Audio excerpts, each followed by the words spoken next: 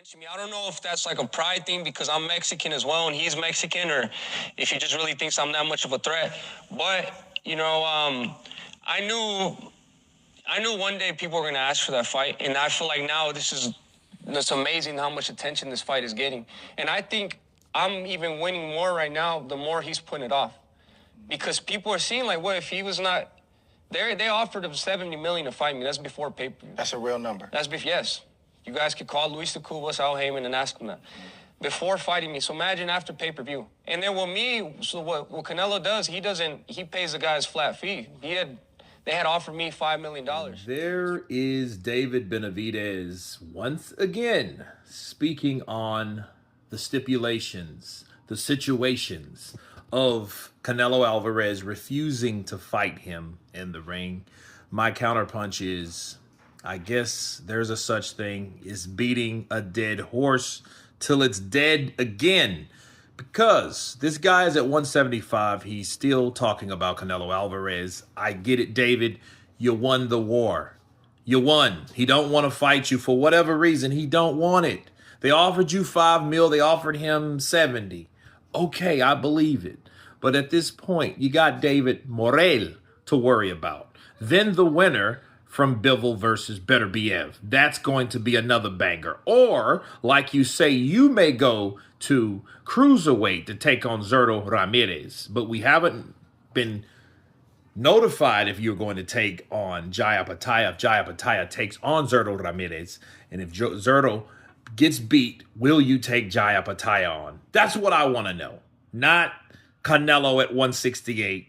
That was at 175, that got beat up at 175, that ran back to 168, then he ducked you, then you went to 175, and guess what? Now it's too late.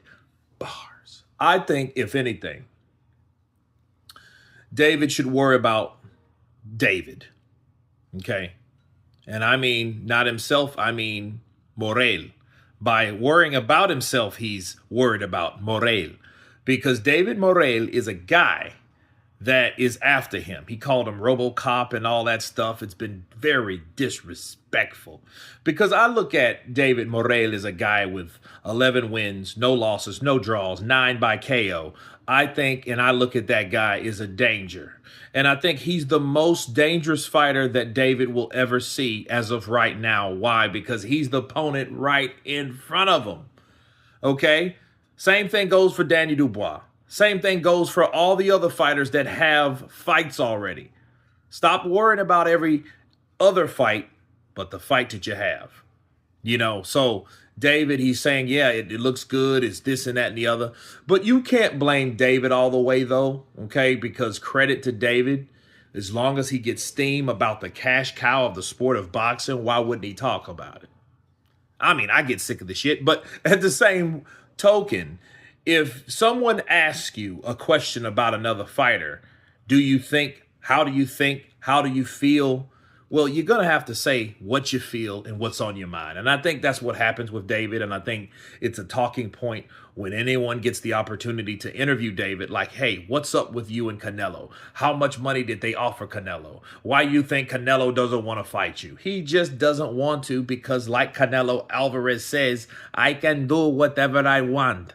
He says that. That's what he does, and he's proven it each and every time by doing whatever the hell he wants to do. So as far as David Benavidez, to be the Mexican monster, to be that guy that's once feared, he has to still deliver.